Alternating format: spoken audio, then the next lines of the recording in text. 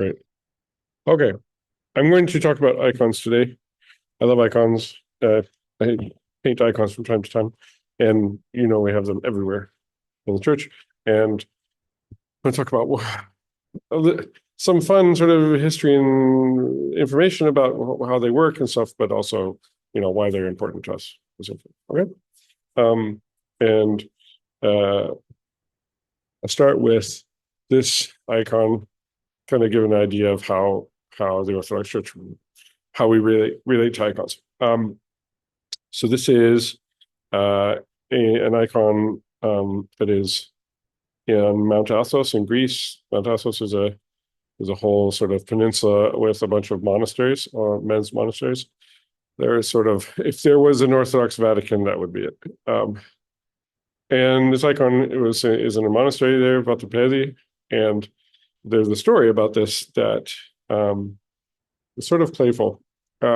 So this icon was hanging in the church somewhere, and there were these pirates that were coming to raid the monastery because most of these monasteries are right on cliffs overlooking the coast. It's very sort of cliff, very stark coastline there.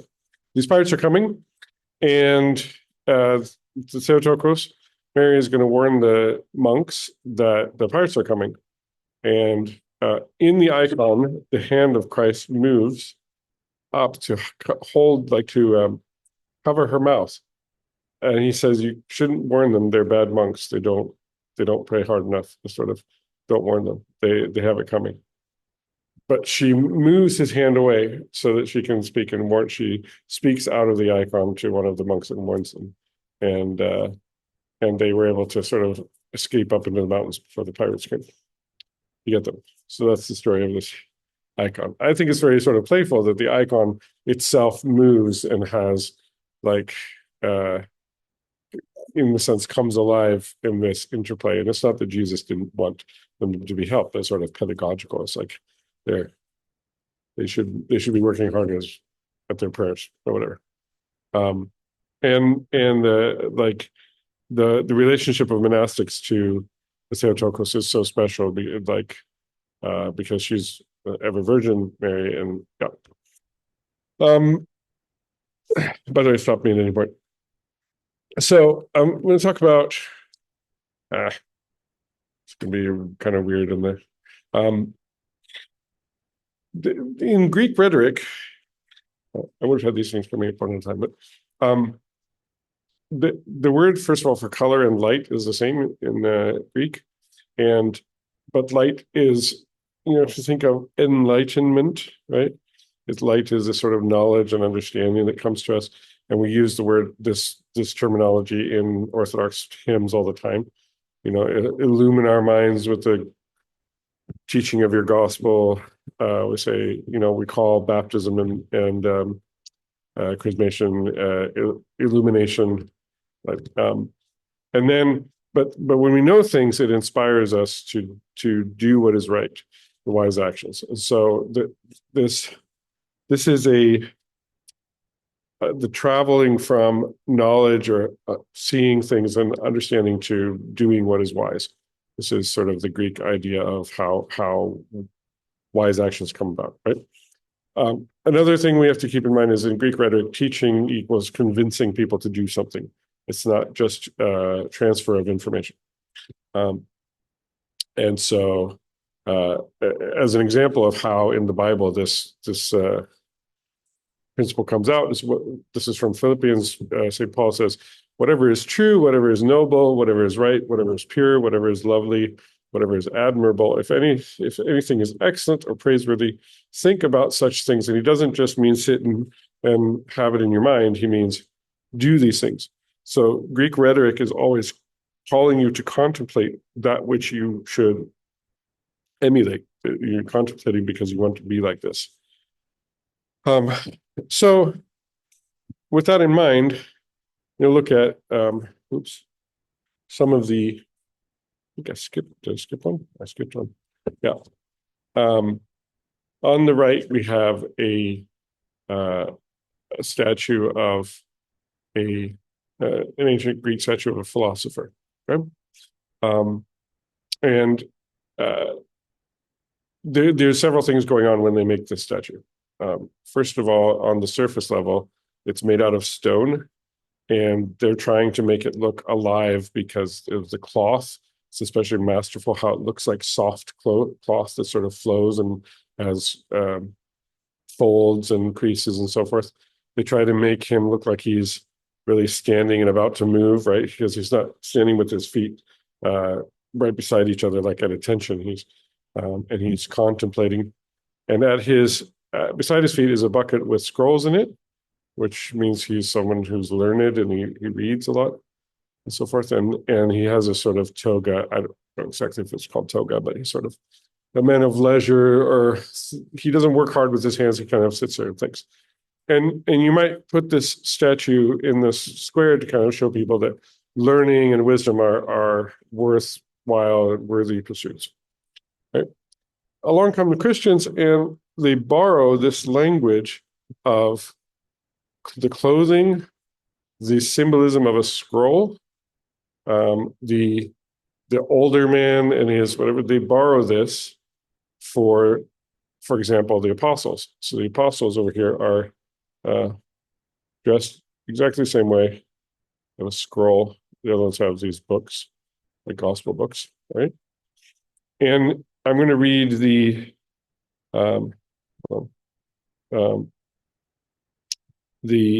Troparion of the Catechesis of Pentecost. So here, this is all the apostles. And when we celebrate Pentecost, we say this: most blessed are you, O Christ our God. You have revealed the fishermen as most wise. So sophos, in other words, like the word we get philosopher from, right? They're most wise by sending down upon them the Holy Spirit. Through them you drew the world into your net, O lover of man, glory to you. Also, the word for fishermen is actually gatherers. They're people who sort of gather as in fish, but then through them you gathered and drew the world into your own net. Greek loves this sort of play of one thing against the other. It's actually called antithesis. Technically, I would argue that we could use the word paradox, right? So they gather fish, but now God is through them gathering the whole world into his net. We see that in iconography a lot, is this playing of one concept against the other. And the Kontakion of another hymn for Pentecost says, when the Most High came down and confused the tongues, like in the Tower of Babel, everybody was speaking a different language. He divided the nations, but when he distributed the tongues of fire, so another tongue, but now it's the tongues of fire, he called all to unity. Therefore, with one voice, we glorify the All Holy Spirit. So they're playing the word tongue against tongue, like divided the tongues as in the languages. And now he's bringing the tongues of fire, and implied, if you know the story of Pentecost, everybody could understand the language of the apostles, right? So playing these concepts against each other, and here you have a picture form of what's being said about the apostles. They're wise, they're philosophers. And it's relating to the old sort of ancient Greek language of art, and especially sort of be like these people. These are people you want to learn from and should emulate.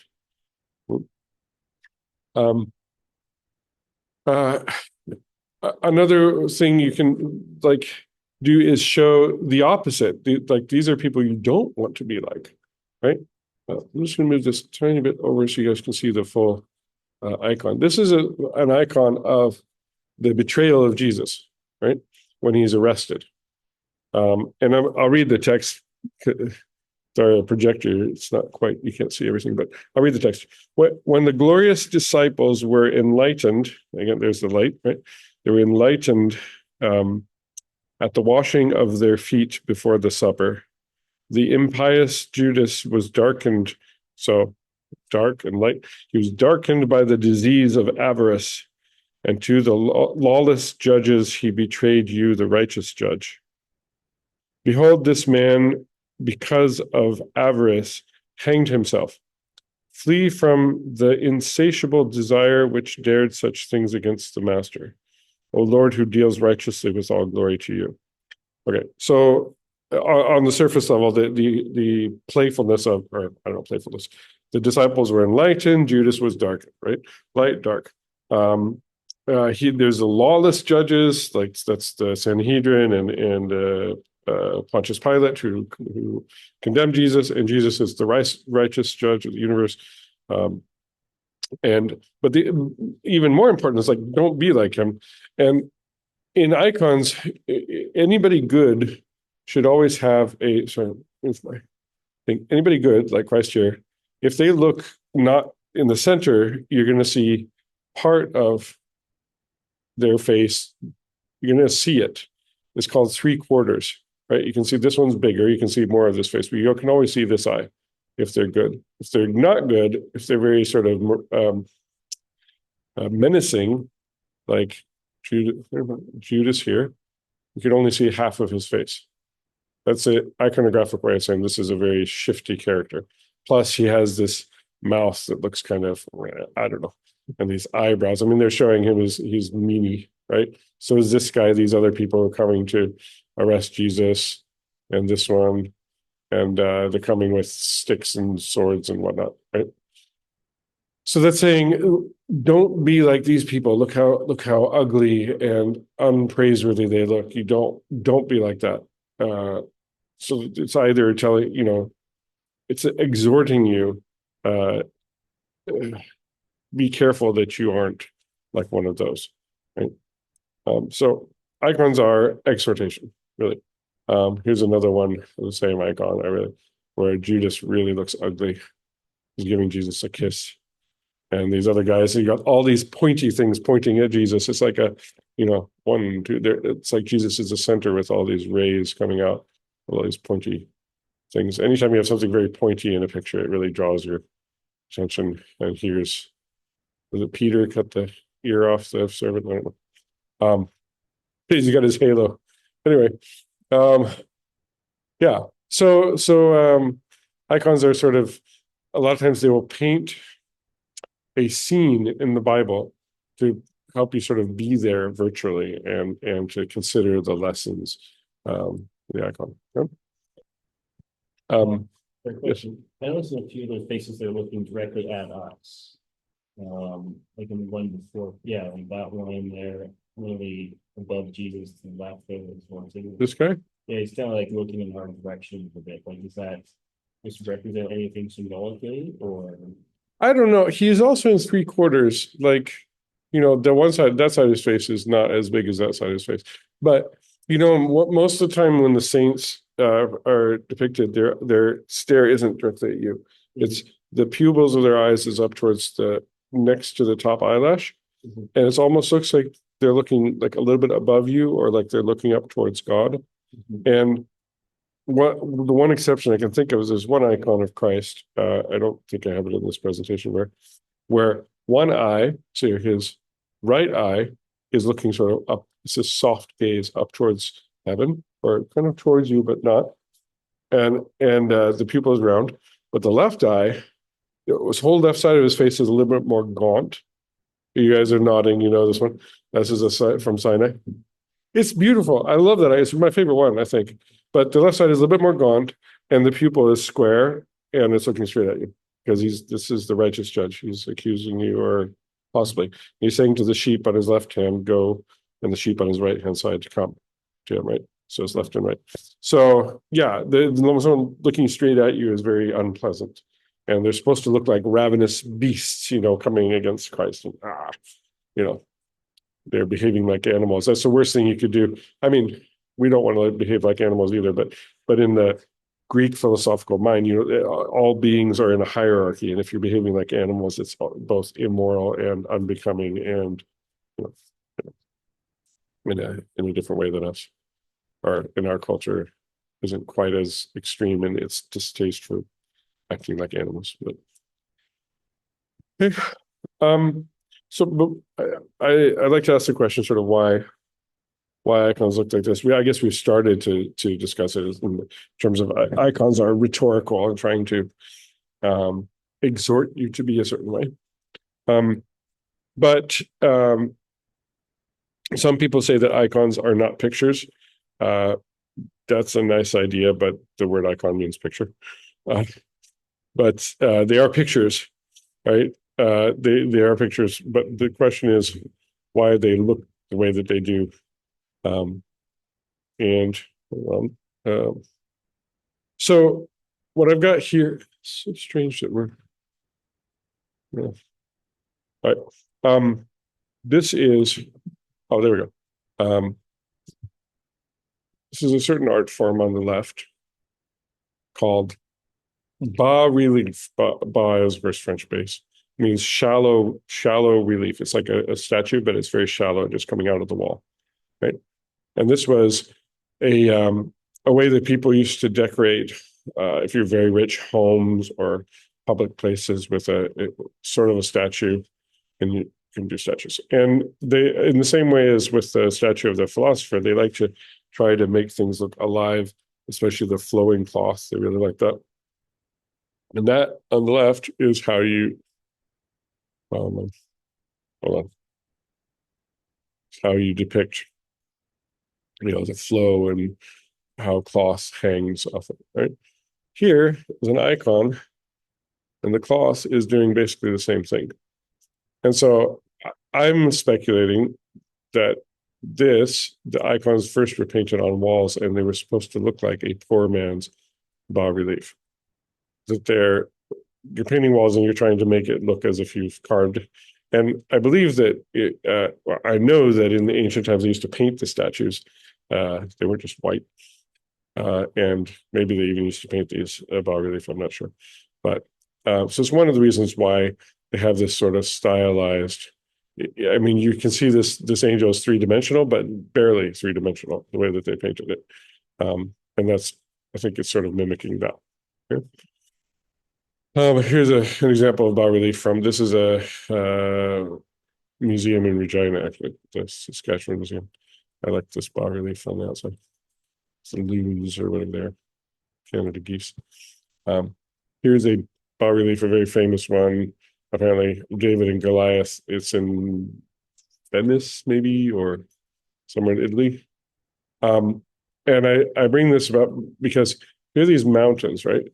And you're trying to create a three-dimensional illusion that those are very high and rocky and so forth. And the way that the light bounces off of them is that this edge here is very bright, right? When we paint mountains in icons, guess what happens? Edge here is very bright, and they look kind of square. They look just like each other. So I think this is what we're doing is making bas relief in the icons. Just another inspiration for the icon art is these are the Fayum portraits. So there's a place in Egypt called Fayum. They found a bunch of caskets, very well preserved, in which they had painted these pictures on the casket as like a portrait of the person inside. And they painted it, they used actually wax with pigment in the wax, and they would spread one layer of melted wax on top of the next, which is amazing. It's called an encaustic. Actually, that icon of Christ that we talked about, that's an encaustic. That's what they did. Wax. And you have to be careful not to melt the layer below, because the pigment, they kind of shine through the different layers. It's amazing to me that they could do that. So obviously you can see the similarity to icons. So I think it's also very much inspired by art like that. Okay? We go further into the language of Greco-Roman art.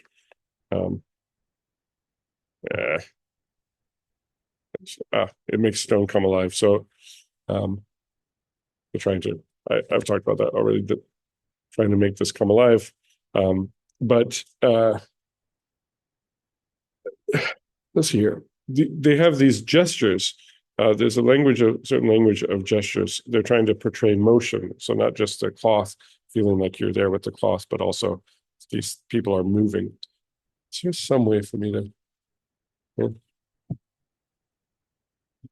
No, I think that I can't. So the lady on the left is doing what we call, oh, you, sir, are a scholar and a gentleman. That's so simple. And yet I didn't think of it. He was moving the Wow. That's perfect. There you go. Yeah. Anyway, So. perfect. Thank you very much. Um, just move the screen so that it's close enough, I think. Um, I'll do this and there. See, maybe. Inshallah. I won't touch anything. Okay. So we move the screen. Thank you. So on the left, this lady, she looks like she's running, right? And it's not just that it's a really fun way of making the stone come alive, but the posture is known as contrapposto. We're the Italian lady over here. You have one leg in front of the other, or kind of in the case of the general there, kind of in front of the other, and then the leg that's kind of pointing backwards, the opposite arm is pointing forwards, or kind of, right? They're in motion. And so the general is in motion because he's going to, fight. And it implies something about the person, right? They move, they do stuff.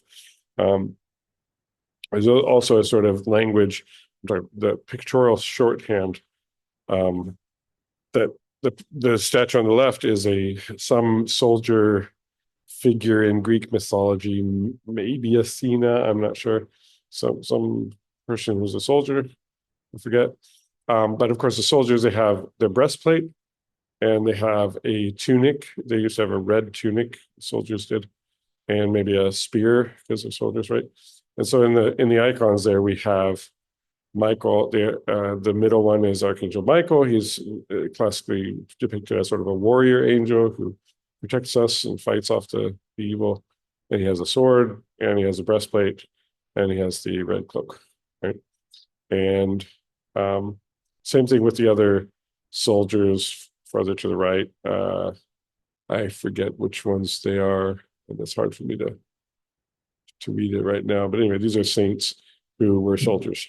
And a lot of times they were saints who were soldiers who were then killed as martyrs. So they were, there's that antithesis, like they were people who fought, but they fought by being killed, and turning things upside down.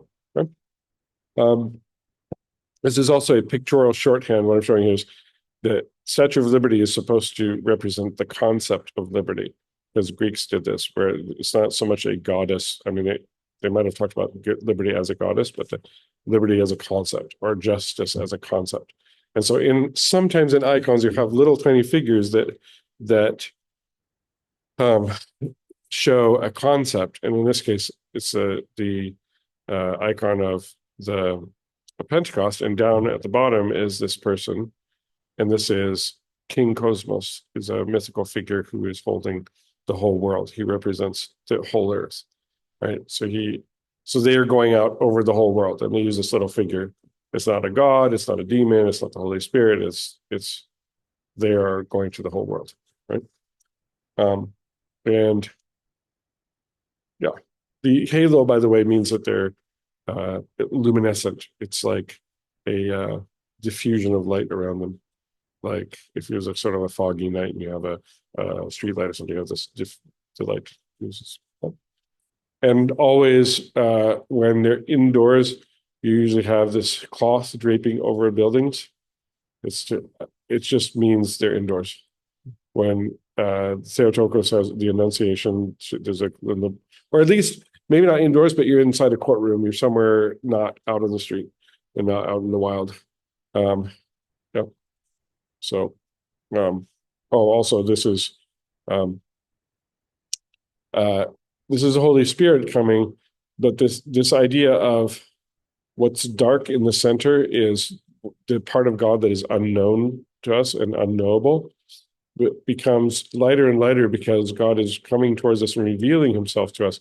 And so it turns light in that what he reveals to us is light that we can see, but there's still this other part that is inaccessible to us because it's dark. And this figure comes, a lot of times it's more of a, I don't know how to describe it. pointed shape around Christ, pointed at the top and round on the sides. I don't know what that's called, but so the tongues of fire, the flames that came down during Pentecost. And it's interesting here. I think we talked about it another time in another lesson, but there's 12 guys here. There weren't 12 apostles at the Pentecost. There was 11 because Judas had killed himself. And over here we have St. Paul, who wasn't there at Pentecost because he wasn't a Christian yet. But we put him in there anyway because he is an apostle in the same sense as the other ones, and sort of the full complement of apostleship when they went all around the world. You can't have the apostles spreading the gospel all around the world and leave out St. Paul, who wrote like most of the New Testament. Like you just can't do that. So it's not a snapshot photo. It's not a groupie photo. It's the truth of the matter. The icons show the truth of the matter. Look how Christianity is going out all the world. They were celebrating, the gospel going out. So here we have an icon of the Annunciation, right? This is Gabriel coming to Mary to tell her she's going to give birth to Christ. I don't know how clear it is, Miriam. Can you read the Arabic there?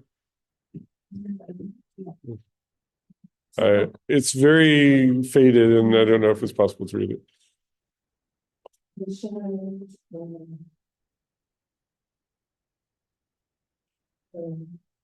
When the angel came and informed Theodore that she would be pregnant, what she told her to wait. Annunciation. But I know Bisharat because it's apostle is Bisharat, right? Yeah, but no, this is Bisharat. There is the round tilt. Yeah. The big round tilt. That's mean Bisharat. It's not Bishar. It's not related? No, it's Annunciation. Oh, okay. But I couldn't read the other. It's very faded. Yeah, there's Greek over here, and I can't. If I had to spend a lot of time, this Annunciation is Evangelis something other. Anyway, this is we recognize it immediately, right? Here she has this little water jar. Now there's a sort of small T tradition, not from the Bible, but that she was sitting by a well when the angel came to her. And we'll get into why that is. But the little jug, if you had been in the Greco-Roman world at the time, you would have recognized it immediately because this statue over here, it's a young woman with a jug of water because it was typically the job of young women to go out and get water at the well and bring it back to the house. And so you'd have this everywhere, especially by wells. It's just a figure. This is getting water. It's the young woman who gets water. And these statues would have been all over the place. So you see a woman with a jug, then she's a young woman, right? She's a virgin. And the Greek word for virgin means both sort of innocent and young. So she's not married. It's an unmarried person, right? Whenever in the Bible someone goes to a well, usually they're going to get married. Jacob finds Leah at the well. Moses finds his wife at the well. Isaac's wife was found at the well. He didn't come. And the Samaritan woman at the well is turning everything upside down, right? Because she has problems with marriage, but you find women at the well. Sorry to interrupt. Bisharat Adra is Okay. is virgin. There you go. Okay. Annunciation is virgin. There you go. Yeah, and then now you say it, I think it's up here, it says virgin. Anyway, so we're using the pictorial language of Greek art. Nope, that's not what I want to do. We'll do that. Another thing from the pictorial language is the wings. The wing means messenger. Like this is I think it's Hermes, the messenger god or goddess. It means that they're coming as a messenger. So when we say these angels have wings, it's not necessarily we think they literally have wings. I mean, they're bodiless. they're up around God. So I mean, we can use wings to symbolize, right, that they're in the realm that's sort of inaccessible to us in the heavens, although heaven is all around us, it's invisible, but they come to us. The word angel, it means messenger. So what we know about them is God sends them to us from time to time to tell us things, right? And the wing up means hurrying. This is a messenger coming quickly. And then you see this contrapposto, right? One leg in front of the other means they're rushing, they're running, and all this cloth flaps and folds as if you have a very flowing, big, huge garment and you run, it's gonna flap in the air, right? And this statue over here, same thing, right? This person running and hurrying. What do we see about the Archangel Gabriel? He is running to her, hurry with a message, and he's a messenger, right? And so, yeah, the pictorial language here's the cloth. She's either inside or in a courtyard, and she's sitting on something that looks a lot like a throne, which tells you how important she is, right? And here we have same icon. This is an old sort of common theme. The lady of the house, this is a rich noblewoman of the house, sitting on a chair, and her servant girl is coming to her. So if you have a rich, important person, she sits there and people bring things to her. And she's sort of a person of authority in the chair. Well, here we have Theotokos on the chair with somebody coming to her. So it's a statement about this is an important person, right? Down at the bottom, I can't hardly see. Can you see this little square down here? That is very minimized. It's supposed to be a well. It's supposed to be that she's sitting at just right there. She's sitting close to the well, but in the courtyard. So the Hebrew word for well is also a word for womb. So and it also means pit, a well, a pit, or a womb. So the next thing about sort of the ancient Greek language of art or that we take over is the language of argument. And the first argument you can make is you shall do as you are told, know your place. So this isn't Greek, this is ancient Egypt, but it's a very simple message. Pharaoh's in charge, don't mess with him. It's called hieratic, from the Greek word for priest, but more in the sort of elder. Yep. They're usually very square, very straight. They look straight at you, very tall, right? This is a person of authority in any case. This guy's in charge. Here we have hieratic Theotokos, standing straight up. And it's not so much don't mess with her, but this is a statement of this is somebody of very preeminence, and she's bringing Christ to us, sitting on her lap. And so these icons, if they're on the side of in the church, they're encouraging you to revere and take note of this person. And of course, the irony is it's a woman, which is very unexpected for a woman to be in this exalted sort of hieratic pose. And here she is way up high in the church. This is in Mount Athos in some church, I forget which one. And yeah, here come her attendants on the side, and she has Christ in the middle. And some of our hymnography call her the throne of Christ. Christ sat on her lap. She's way up on the top. Take note. If you put something very high, then people have to look up to see it, and maybe you're made to feel a little bit small. Here we have, so not only is Christ hieratic, both of these are, the one on the right is Christ here. He's straight up, tall, he's hieratic, he's on a throne. He he's dressed like an emperor, and or a bishop. Here he's got this crisscrossing thing here is they used to have kind of a belt that would gather the garments together, and it shows kind of, I don't know what it shows, but it shows a certain rank having one of these to wrap around you. And of course, there's this crown up here. This is a picture of an emperor, or I guess a icon of an emperor. And of course, I can't remember which one it is.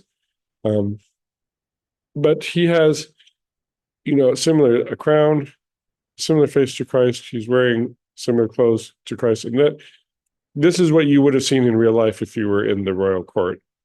This is a statement saying that Jesus has the authority. He's king of kings. So you use the uniform, if you will, of an emperor and put it on Jesus to make the argument that maybe you're saying Jesus is the real emperor and not the other guy. Maybe you're saying that emperors need to be like Christ if they want to be real emperors. Maybe you might be making different arguments about authority. Here comes another one where this is Saint Nicholas on the left, and this crown is, of course, the bishop's mitre. And this, by the way, this cloth here, the Romans had this cloth to represent a kind of authority, but this is what bishops wear, and we like to also sort of compare it, say, to the lamb that Jesus sometimes carries over his shoulders. The word bishop actually harkens to a shepherd watching over his flock, right? Here's Jesus dressed as a bishop. He's a good shepherd. He's the leader of the church. And so is the argument being made that the bishop is to be revered like Jesus, or is the argument being made that Jesus is the real bishop and they need to be like Jesus in order to be real bishops? And is it the one or the other? And the answer is yes. It's both, right? But it's I'm trying to tell you to do something, revere. Anyway, both. Revere your bishop and bishops fear Christ. Here's an example of hieratic, but it's turned on its side, right? You have this imposing straight figure, Christ, but he's died. And so there's this, statement of where is real authority? What is really awesome and awe-inspiring is Christ when he's died for us, right? And I like this one because the painter painted himself into the icon here as a penitent. He's standing there praying. I just love that. And we're going to talk about it in a second, but this gesture means mourning, and her hair out means that she's mourning. This gesture of hand on your cheek means you're mourning, like him there too, your hand on your cheek. So there's a lot of language of gesture in the icon.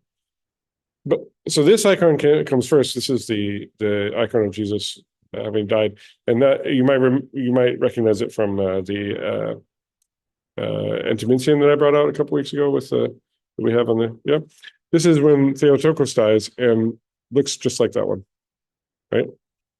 So they're comparing the one to the other. Here you have the apostle with his hand to his face, like this guy, right?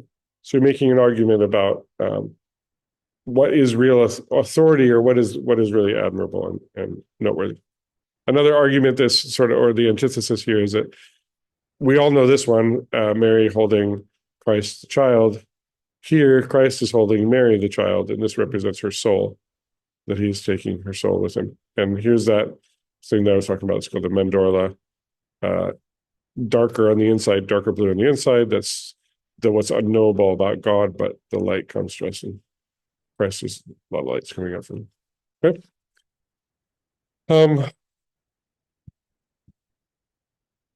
In general, also, if you know a little bit about Plato, ancient Greek philosopher, and he said that if we're trying to learn and have wisdom, we have to face the light. Like we're being deceived in his mind. We're being deceived by some evil god who's showing little shadow figures from there's a light behind him. He's showing shadows in the back of a cave, and we're in the cave, and we think we understand the nature of things because we see the shadow here and the light.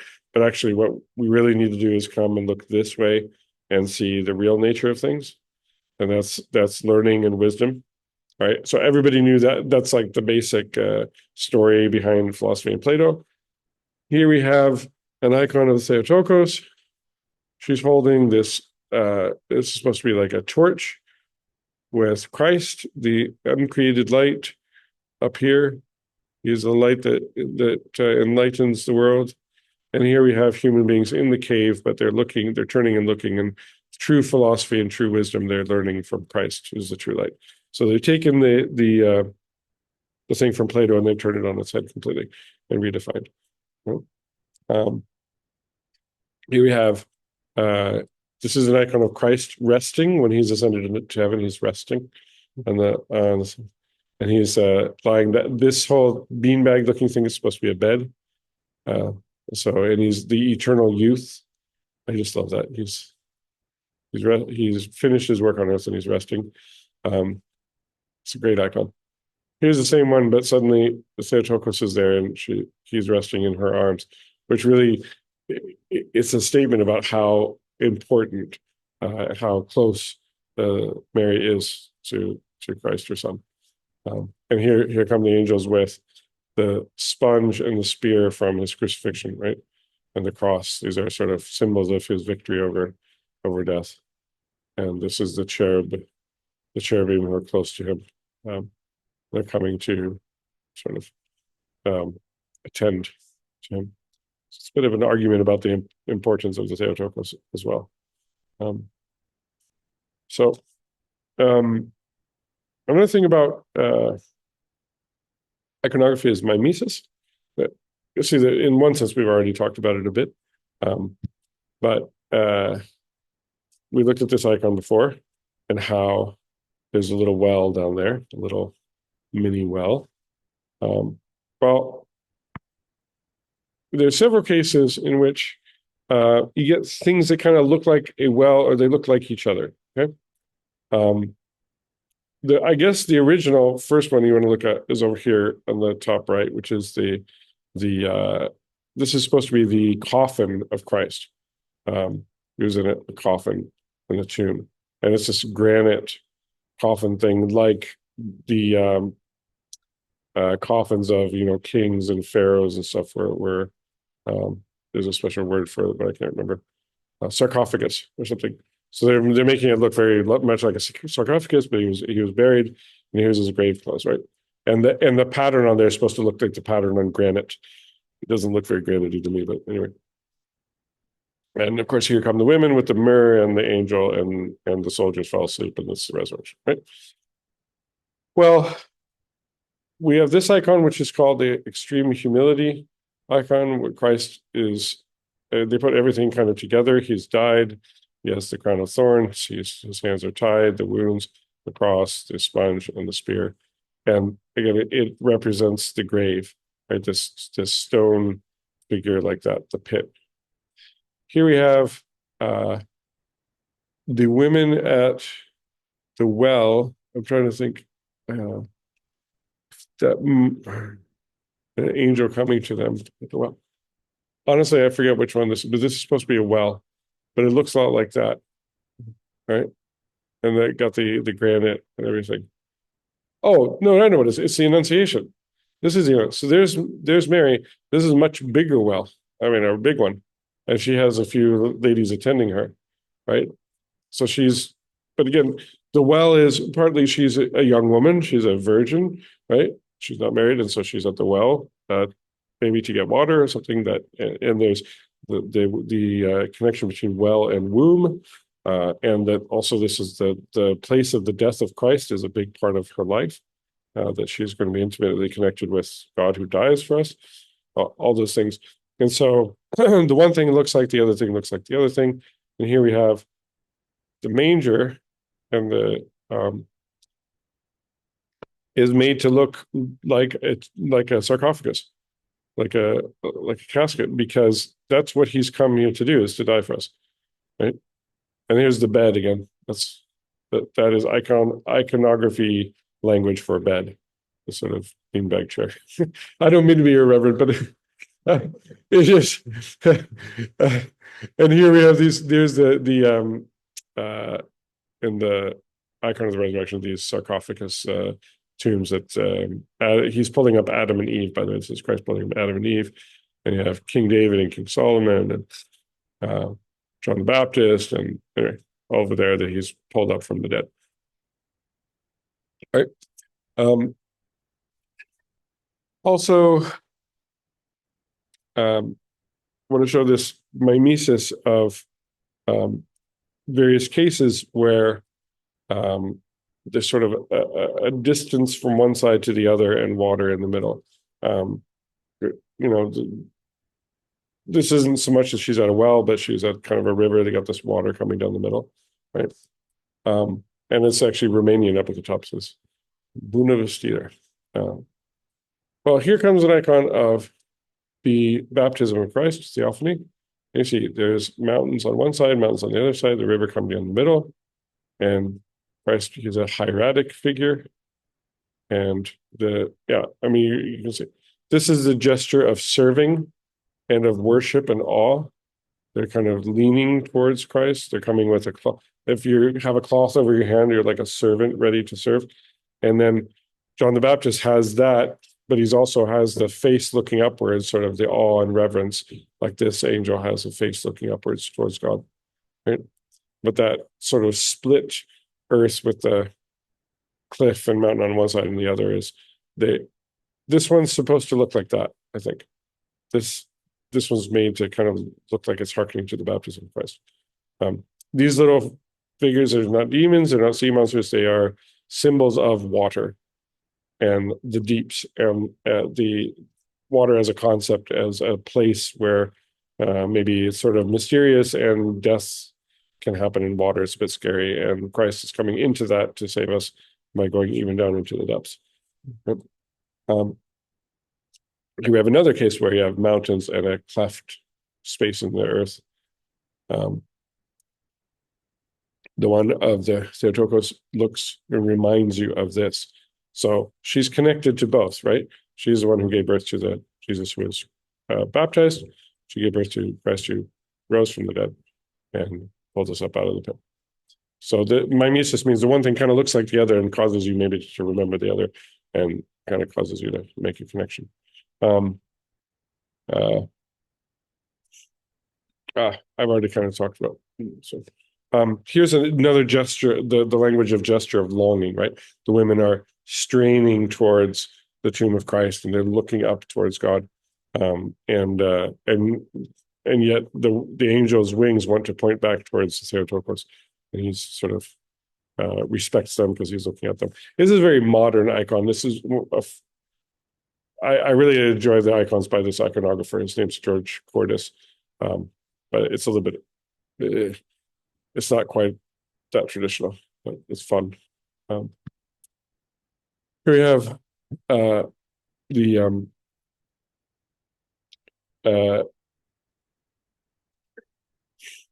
so I'll tell a story about these. Here's another one of the Annunciation. They're very sort of hieratic. Oh, no. There we go. This one is royal doors. This is from these icons are on the doors in the middle of the iconostasis, right? And it's traditional to have that sort of calling the angel speaking over from one side to the other, sort of calling across a space. And there's a story of what is it? An icon, a monastery on Mount Athos, that I visited called Xenophonus, where there's this big, huge church in the monastery, and all the icons were kind of painted, say, in the 1800s, when the style of iconography is much more sort of like, Michelangelo, or sort of very yeah, Renaissance Western style, and it was also fading and so forth. And so they were going to paint completely new kind of iconography on the walls, and they were in the middle of this project. Um, so they were kind of in the process of doing that, and there were these forest fires, which happen a lot in Greece. And the Greek government sent out all these soldiers from that are doing their mandatory military service to go stay at the monasteries to help them fight forest fires if they come close to the monasteries. So they have these soldiers stationed there to help them save the monastery and fight the fires. Well, there's one soldier who didn't. He was not a Christian. He didn't like monks, and he really didn't like being there. And so he was always trying to wind them up, and they couldn't kick him out because like they needed him to be there. He's like, "Oh, you guys, you're all corrupt. You got little boys that you're stashing away in a room somewhere. You got your girlfriends stashed away. I know you guys are blah blah blah." He was trying to wind them up because he didn't like the monks, um, and so one day he's in the courtyard and he sees a figure that looks like a woman running around the corner, and he goes to look and he can't find her. Right? Like he thinks she went into one of the rooms, and he comes to the monks and he said, I was just winding you up, but now I actually saw a lady running around the corner hiding. Like now I know for sure that. And they're like, dude, we don't have any ladies here. Stop it. And then maybe the next day or something, for some reason, he finds himself wandering into that church, and he looks up, and up on the walls, right next to so there's the archway for the altar room, and then next to the arch, there are these icons up in the sort of corners of just like that was the Annunciation. So the angel Gabriel's up on the left, Star Trek's up on the right. He's sort of calling over the arch to her. And he's like, "Who's that lady?" "That's the woman I saw running in the courtyard." "And who is it?" I said, "It's Theotokos, it's Mary." So he had a real change of heart. Realized that, and Theotokos does that. She sort of shows up sometimes, and so they didn't paint over those two icons in the church. They're still there, the old icons. They painted over a lot of the other ones, but anyway. I'm going to keep going. And so in the ancient world, they used to give like speeches and orations when you would have, like, say, a party or a gathering as a form of entertainment. You would sort of recite a long speech because they didn't have movies, and this was eloquence. An eloquent way of telling a story was considered very, very important for a person of learning, whatever. And so they have these written down stories of when they used to tell the story of the killing. This is the killing of the babies by, King Herod, who had all the babies in Bethlehem killed because he wanted to have Jesus killed. But God told Joseph, and they escaped. Right.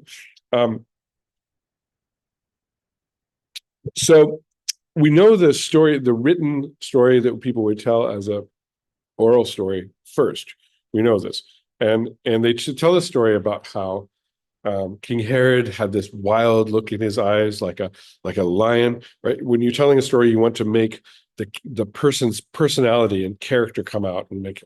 He's so awful, and he's like a raging lion. And he's so jealous, and then the irony of it is his mortal enemies are babies. Right. So how much of a coward is he? And he's so treacherous, and so such a horrible person. Don't be like him. And then trying to give this picture of how awful it was, and the women were distraught, and they're pulling at their hair, and they're so distraught. They're trying to they cut the babies in half. They're trying to put them back together, and they're just going beside themselves with grief, of course. And then in the meantime, you have also he sends off these strong, courageous soldiers to fight against babies, and it says that their hair was like wild lions. This was like a lion's mane, and they're behaving like beasts. In the meantime, Elizabeth takes John the Baptist and disappears off into the desert, which is like tradition, small t tradition. Otherwise, how would he have survived? And that's why he grew up in the desert. Was out in the desert when he was baptizing, was the tradition is that she escaped off with him, and that the tradition is that the Zechariah, John the Baptist's father, was killed by Herod for not telling him where his son was or where Christ was. He's back there. So they put the small t tradition of the story from one source here in the corner, and then they've told the story in pictures that people would have known as oration story. Here's another one of the same story. You got Herod over here on his throne and the soldiers. In the story, it said that they even tried to hide their babies in bushes. And so there she's put the baby in the bush. And this one, you have Mary and Joseph going off to Egypt with Christ. And you have the small t tradition says that St. James, who was Joseph's son by his previous marriage, went along and helped them. He was the only one of Joseph's sons from a previous marriage who actually accepted Jesus, was St. James. And here he is pointing the way, and they're going to get out of Dodge. As it were. Right. So we've taken the stories that people would tell, stories of look how awful this was, look how noble James was to help the holy Theotokos and Joseph, and they're putting into pictures. Here's yet another one, right? Also, this is this language of gesture. This is an ancient icon of a woman who's grieving. She's pulling her hair out, and it's all it's not nice and neat in a ponytail or whatever. And here are these ladies grieving, and their hair is out and flowing. And here's ladies grieving at the crucifixion, and their hair is out, and they're pulling at their hair because there's such grief. And this is an ancient gesture language for grief. You put your hand up towards your face. And here we have people grieving and put their hands up towards their face. Right? The other thing, grieving, contemplating. So let's see here. I think I've gotten to the end of my presentation on icons. I'll stop sharing. Go back here. Questions, ideas, thoughts. I guess what I left out was how we always show reverence to icons by kissing the icons. This is to say that we show reverence to the icon because it shows us something that's going to save us, which is how God has worked through the saint and the salvation that God brings to everyone through the life of the saint. So the piece of wood is a piece of wood with paint on it, but it's the holiness is that we've dedicated that to a holy purpose of conveying to us the holiness of the saint, and we've dedicated that piece of wood and the paint to the purpose of encouraging us to live our lives in a holy way, which is why we kiss the icon.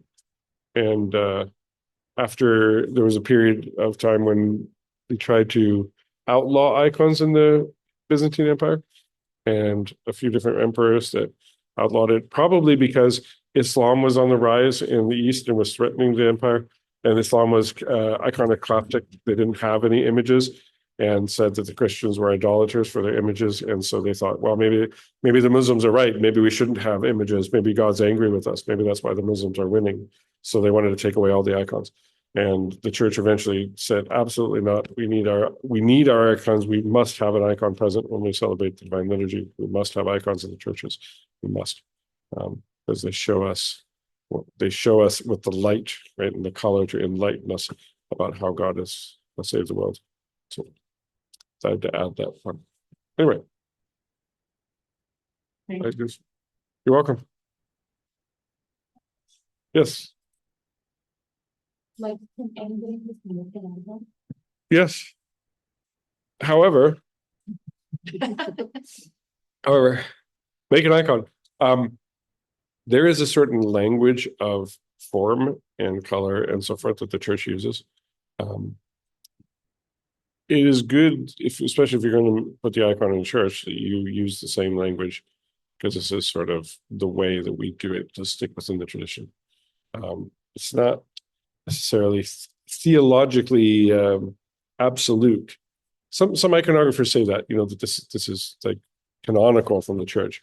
It's a canonical icon, not a canonical icon. No, there aren't any canons that say how we should paint icons, but you know when you're sticking within the way that the Orthodox Church has come to express itself and when you're not, right? And it's so there's a style, but then there's also themes, the theme of the resurrection of the icon and stuff. So I think it's wise to follow the spirit or the way of thinking and way of acting that people do when they paint icons is to learn from someone who knows, and to paint the icons that exist and to copy them and to try to copy them exactly. And then, everybody's going to have their own handwriting and you have your own, uh, uh, and especially in the church, it's important that we sort of show that we are one church with the rest of the wider Orthodox Church. And we have, but the iconography in Greece and in Russia, it's the same, but it's not the same. There's a little flavor difference and stuff. Yeah. So yes, anyone can. You don't need a special letter of permission to paint iconography, but some people come and they ask the priest blessing, or they say, what do you think of this icon? And sometimes they'll get like when I was in Finland, I did an icon course in Finland, and it was at a monastery that has they offer courses in various things. It's sort of a retreat center in the monastery, and you go and paint icons for a week and a half or something like that. And then the abbot came and put a little stamp on the back and said a prayer to bless all these icons. And if it had been wildly inappropriate, he wouldn't have put the stamp on the back. To sort of say that we bless this icon. This is a good representation of how we as the Orthodox Church express ourselves. So that's kind of fun. Another question? Yes, lots of questions.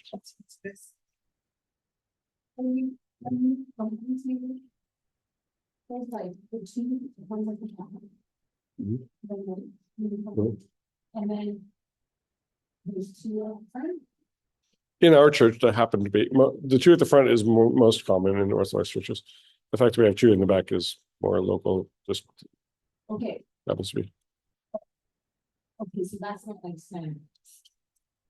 Kind of. So often, often you have one, especially that shows either the patron saint of the church or the feast of the day. We have it in the center towards the back. In a lot of Russian churches, you have it in the center, but much closer to the front, or maybe halfway up or something. And the two at the front are normal. They're bringing the icons of Christ and Theotokos from the iconostasis out, so you don't have to walk up to the wall there. Oh, so It's okay. Yeah, but the idea is it brings it down so we can all venerate the icons that are also on the iconostasis. So Christ and the Theotokos. Makes sense. When you come into the church, you're coming into the house of God, and you're coming into the house of the church, and Theotokos represents the church. And yeah, so we venerate at least. Well, it's good to venerate the icons. As many as you want, but often people venerate the one in the back with the center and those two at the front. You kind of do what you see people doing. Yeah, we make the sign of the cross and we bow 3 times and kiss the icon.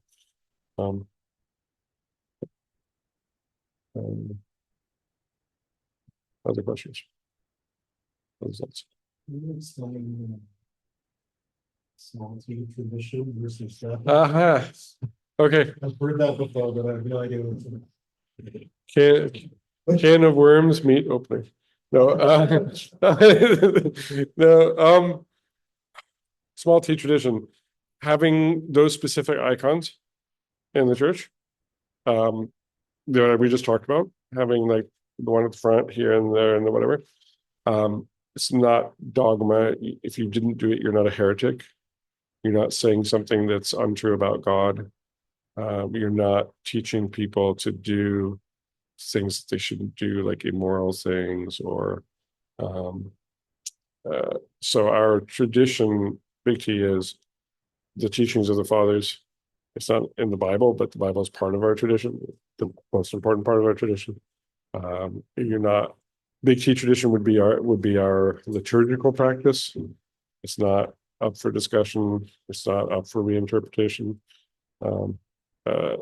and dogma. So you can't say, well, maybe there's Trinity, maybe there's not a Trinity. If you didn't have those icons up at the front, you're not heretical.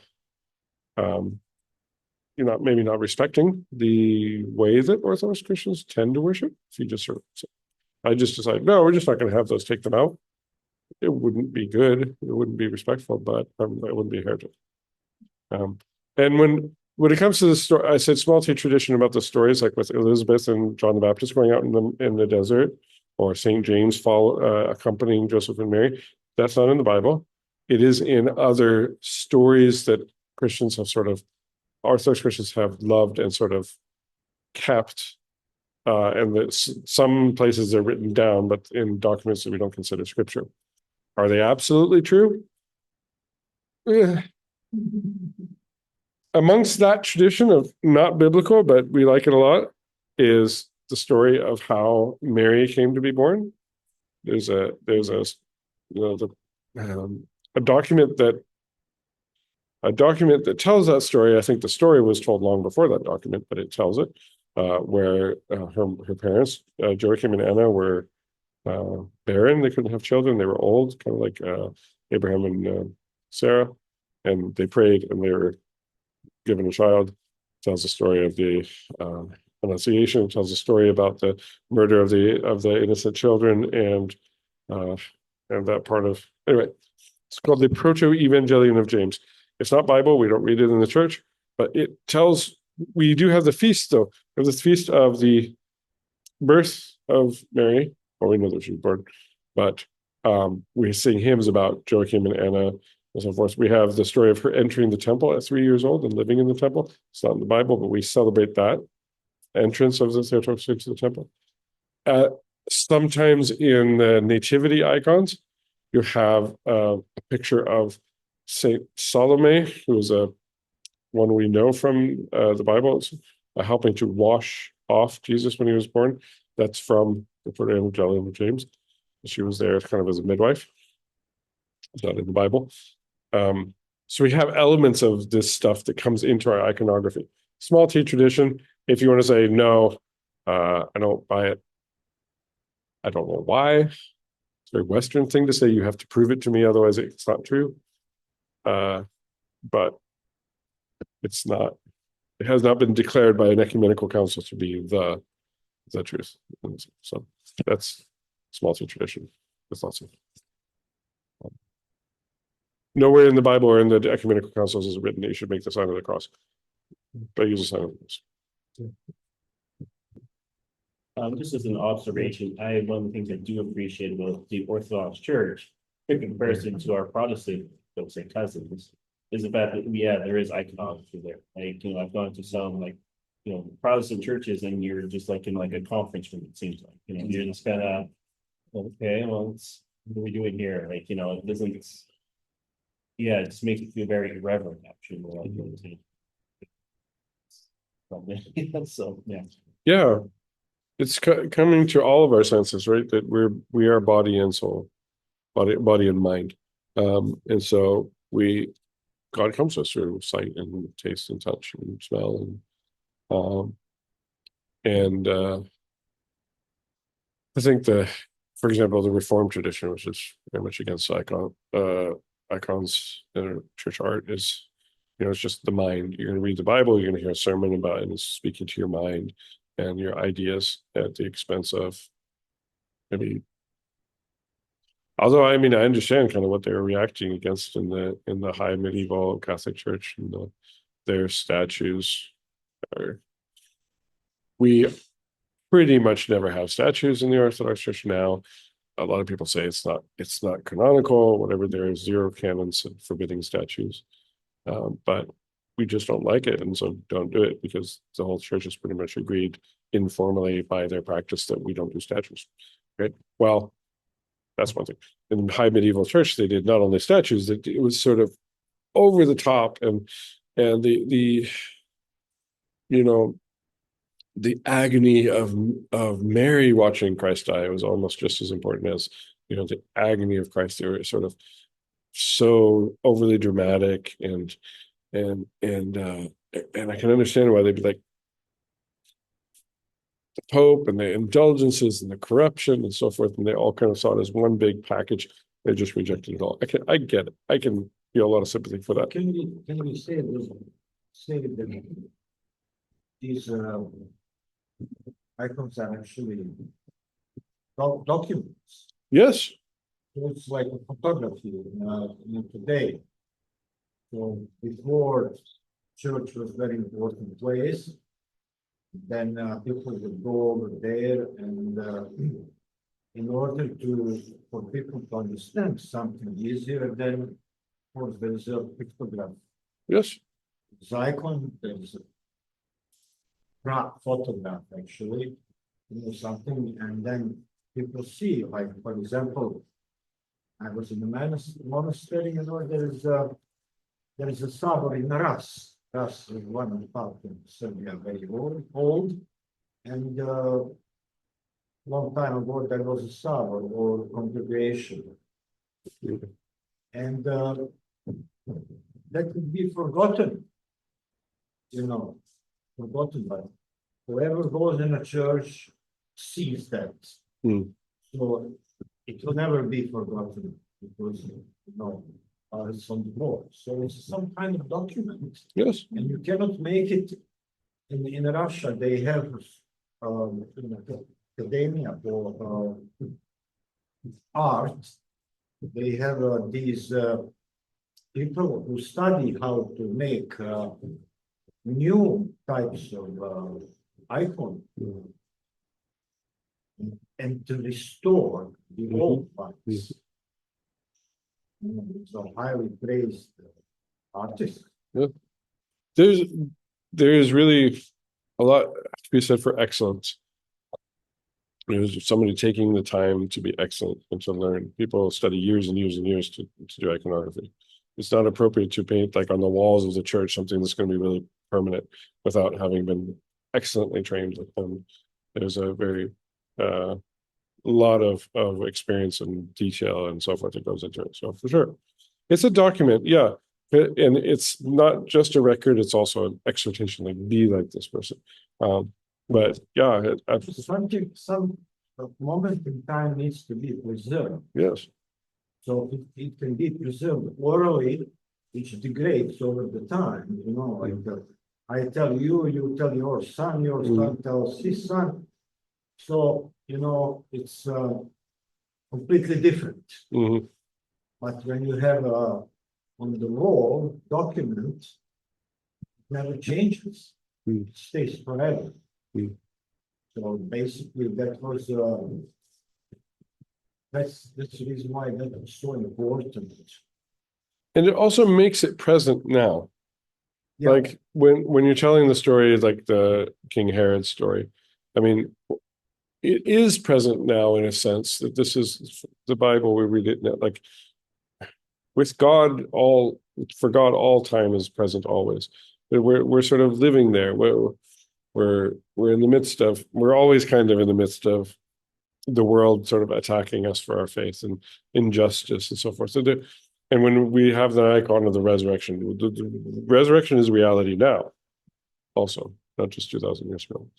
So we're bringing those things into the present permanently, like you say, putting it on the wall and saying, God's work in this time, in this place, and God's work with this person is a constant reality for us now, and showing what is invisible but is here. So yeah, it's invisible. Otherwise, that was the place where those people met. But now it's visible when you put it. Yeah, and then the icon, you can actually explain in many ways, in a couple of ways. There's a star, and the human being is in the star, and star is looks like a spaceship basically, and it goes somewhere. So it's is it message from the God, that comes to the earth, or is it angel that's coming with an important message, or something like that. So what I'm trying to say is that icons need to be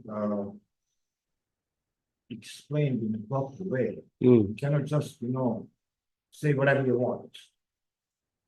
So it's really interesting you said that the Star of Bethlehem, again, a small T tradition, let's say, it was an angel. It's light that comes down from heaven.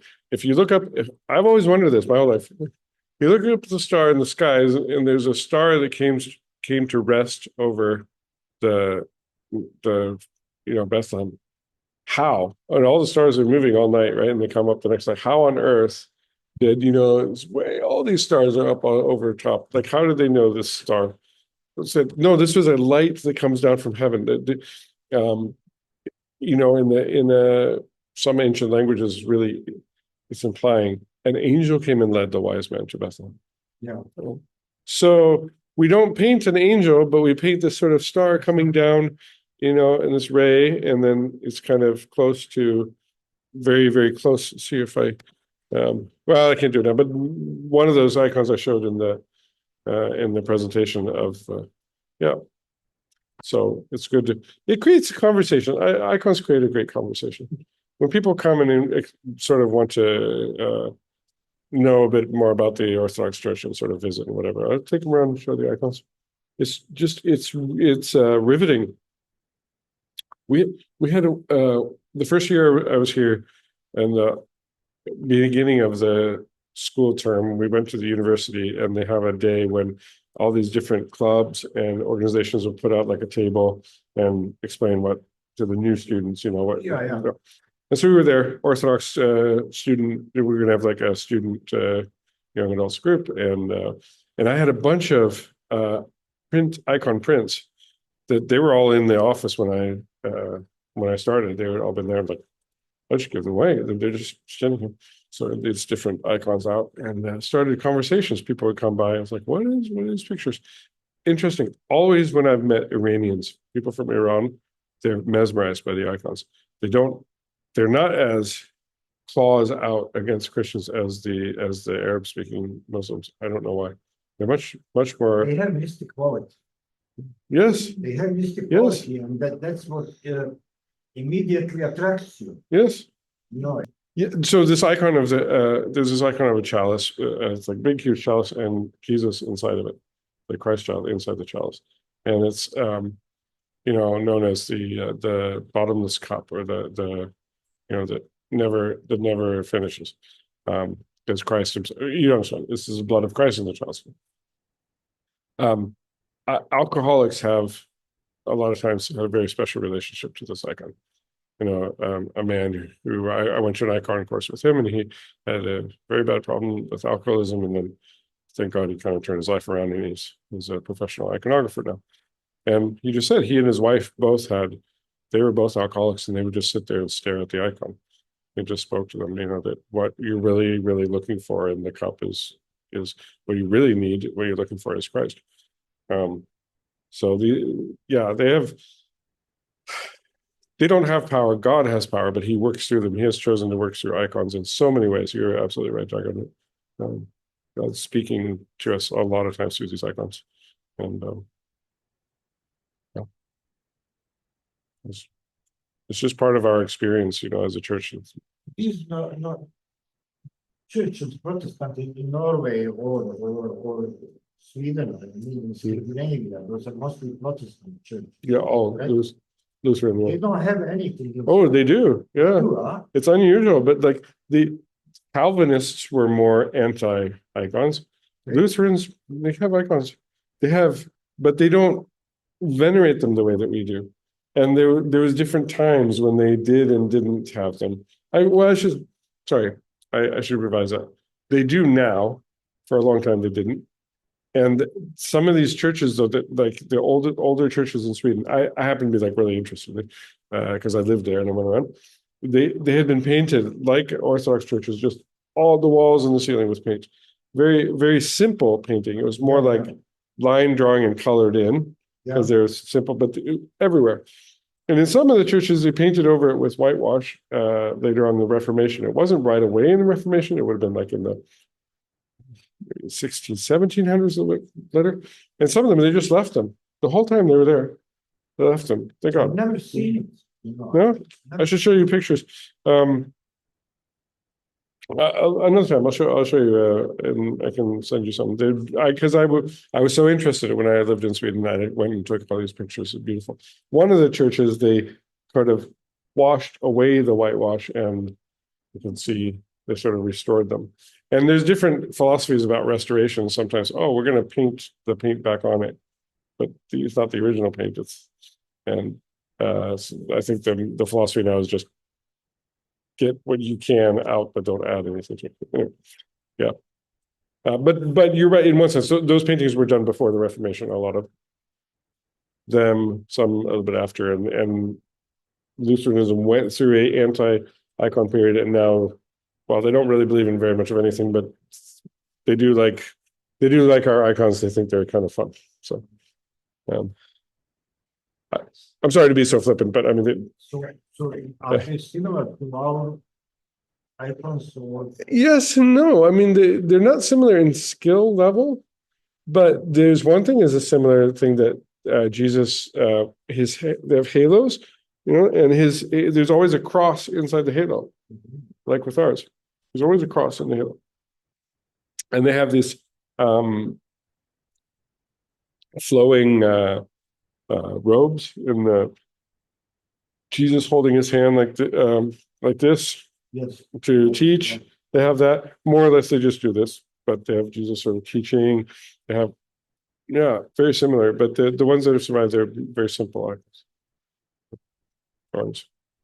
Yeah, when like there's during the war, I was in a Catholic church in Tuzla, in the city when I lived all my life, and it was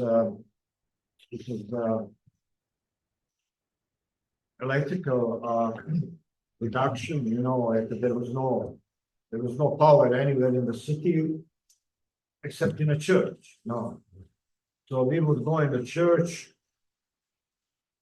Even I was Orthodox, I was going there with some friends to Catholic church, and there was a small statue of Christ, which that shows like this, 3 fingers. Mm. During the war in Bosnia, Serbs, soldiers, would showing that was their sign, 2 fingers. three fingers, and which basically means God, Son, Holy Spirit. But in the Catholic Church, because Serbian fighters or military use that sign, they moved, that small, There's a statue. statue of to do not irritate Okay. other people. So that's politics in church. Sure. I can understand if you're in the middle of the war, but yeah, it's hard. That's really hard. kind of politics, but that's not something that's invented in during the war in Bosnia. Sure. That's over 2,000 years. Yeah. I think like one of the important things of iconography is that it really sticks out as showing this is a different world that we're depicting, right? And I think it's just the intuition of the churches. We don't make it look too much like the real or the world that we can see. It's showing you a different world, and also it is sort of picked up different bits and pieces of the cultures that produced it along the way. Sorry? Yeah, pretty much. I said the word for color and light, I don't hold mages, but I'm pretty sure it's the same word, and sort of full of life and energy. If you paint an animal, and usually you do it kind of in monochrome, where it'll there are other figures that we haven't seen but we know of, certain sort of angelic beings or heavenly beings or something. We might paint in monochrome. And the icon just shows like we know of these, but we don't know that much about them. Or also they just kind of don't matter. Animals in the background or something. Like the donkey that Jesus rides on might be in monochrome. This is the part. This is just segment of the icon in a monastery in Serbia. Uh-huh. So you know what is it? Maybe Sputnik. They're thinking Sputnik. Yeah, somebody say, see, God is new concept. He came from the deep space. God was alien, but maybe that was angel. Is an angel, yeah. This is tradition that maybe that star, intelligent star, that was under Bethlehem or something like that. Yes, yeah, no, that's exactly what it is. Yeah, so that was very interesting moment. Yeah. And it has this sign, no one knows what's this, Oh, but that comes also with Mary, that it's sort of a just radiance. It just means maybe radiance. that's the star also. Yeah. It's like a shorthand for a radiant. Yeah. It's like a sparkle almost. Yeah. Oh, I see. Yes. Yeah.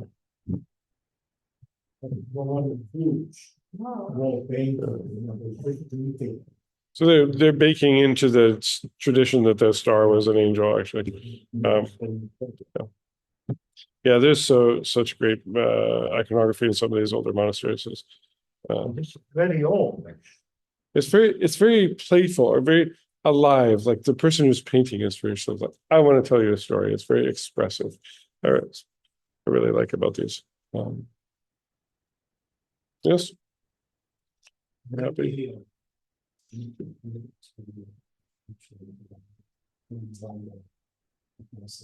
No, it's not inappropriate. You may do that. Yeah. You may go. Because I've only seen As they go in. but I wasn't sure if there's like if we obviously if we have going up there and Yeah. smooching and I was curious if these were like the ones in like status when as like one life size to just be Okay. readable. At the very beginning, first thing I do when I come to church on Sunday is the deacon and I say prayers called Pedron. It's like it's time to come into church now. We stand and then in the name just outside of the altar in the church, and we say prayers. That we're open unto us the door of your compassion. We're about to go in the doors, and we some different prayers, and we walk up to the icons and venerate them. And we say a prayer. Venerate your immaculate icon of Christ God. Kiss both the deacon and I kiss the big icon of Christ, and icon of Theotokos, the icon of John the Baptist. We say his troparion that you're most honored of the prophets because you baptized him whom all the other prophets had trained, and the icon of Saint Vincent. So there's this again tradition, small t. Christ, Theotokos, John the Baptist over next to Christ, your patron saint next to Theotokos. So 1, 2, 3, 4, venerate those icons, and then we say we're going into the altar and worship. And then we venerate, we kiss the altar table when we're inside, and that's sort of now we're ready to start. And then I put on my vestments and we do the post communion. So it's the first thing we do, and we kiss those icons. So yes, you may absolutely come up and kiss the icons. Maybe not in the middle of the service. Sure. It's not inaccessible. Inside the altar, it's Orthodox men and boys. And I understand that stage is kind of a little bit sort of a intimidating, or there I go. It's a very godly thing to feel a sense of a bit of awe and reluctance to presume to come close to God. That's actually a very Christian thing to sort of feel. And at the appropriate time, but you get to church early, absolutely anybody can come up and venerate those icons as well. I think there's some people who do. I'm usually busy in the back.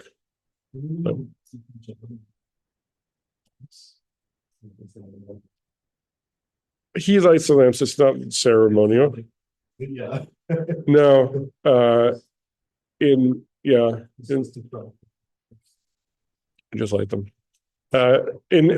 So on Mount Athos, when I was there at the one, but they do everything to the nth degree of precision and order.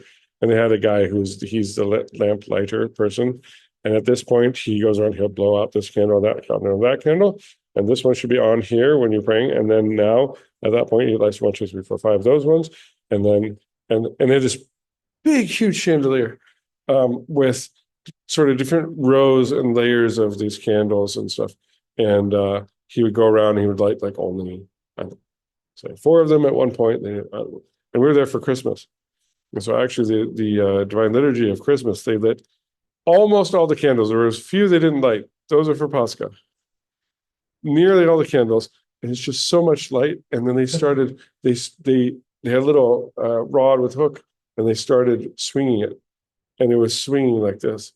And it was middle of the night and you've been up so long and you're like, whoa. It was a little bit dizzy. I took a video of it with my phone. It was like, anyway, so much light. But there's one guy who's in charge of lighting them and turning them off different times. So, oh yeah. Yep. Like possibly we don't have a procession, but we start at 10. Well, let's hear it. Last year you said you could start at 8, but it felt like cheating. We'll see what we do. It might be at 8 o'clock, which case it's like, well, that's just cheating. But yeah, it's just Orthros and liturgy. We also have some of the stuff leading up to it.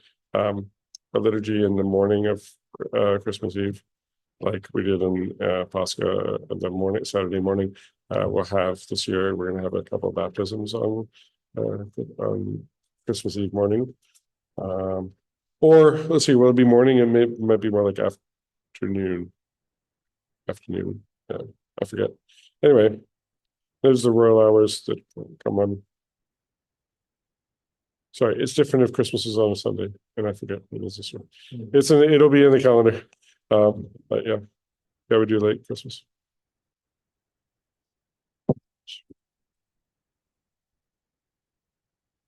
Anything else? Nothing else. Well, thank you guys. Yeah. Well, go for it. I mean, there's no time like the present. Okay. I just have a question. Yes. I got the email, but Oh no. So, I forget the lady's name.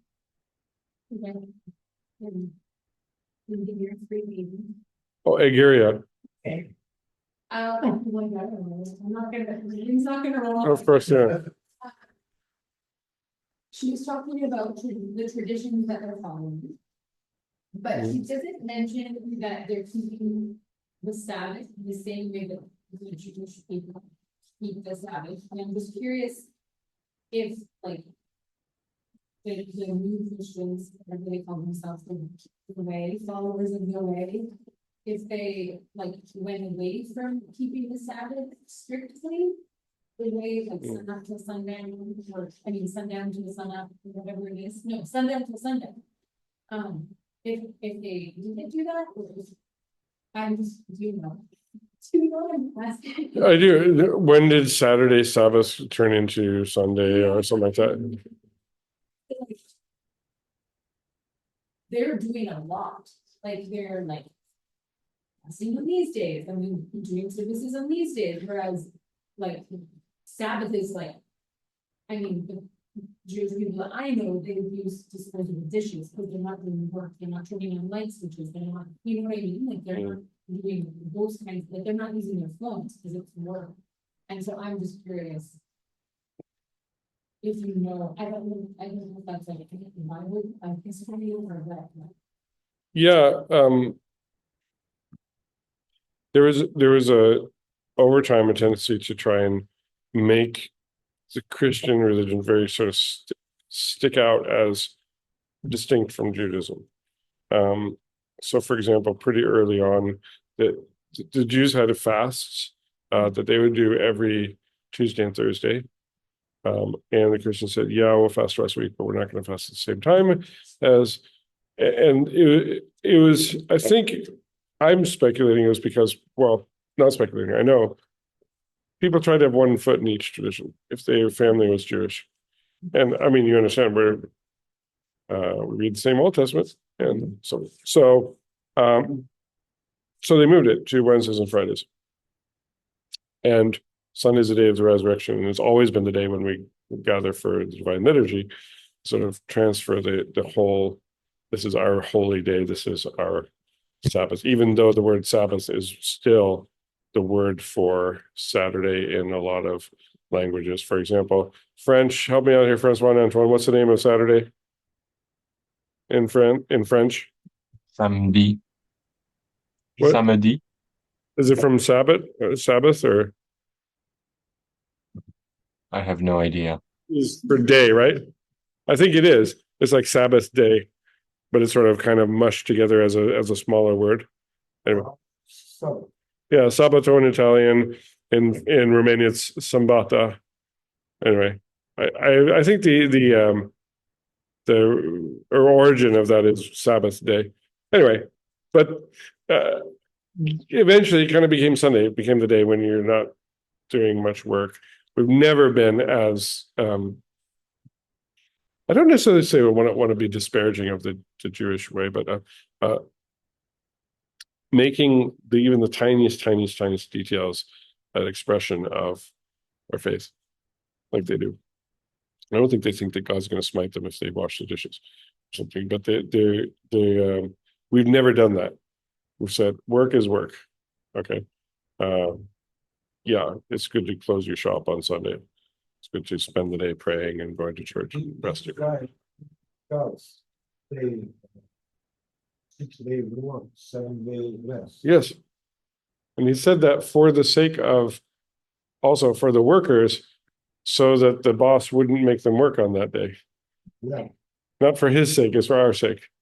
Yeah. That's good. Yeah. So Jesus said that, right? The Sabbath is made for man, not man for the Sabbath. So, and he was also critical of making the rules so much that it was distracted from the whole point, which is sort of rest. But anyway, I don't want to be too critical or anything of Jews today, but yeah, that's not our way, right? It's rest, and a big part of rest is praying. You go to church and pray. I used to spend all day early in the morning. Yeah, but we're allowed to wash dishes, and so we're allowed to drive cars and stuff like that. St. Paul, he drove a car. So, yeah. Sorry? Traveling through time. Yeah. I can see. There we go. Okay, Lindsay, you decide. I have all the time in the world. You decide if you want to or not. I'll make you. Okay. I'm sorry. I thought I sent you the link for that, but I will send it again for the video. Double check. Yeah, we didn't go through Vespers and Orthros. Maybe I will. And we kind of got the gist of the you know, how the short Ageria was, they were doing the stational processional thing all the time with antiphons and marching and so forth. And we kind of brought some of that into the church with our processions and our antiphons and stuff. So that's the cliff notes.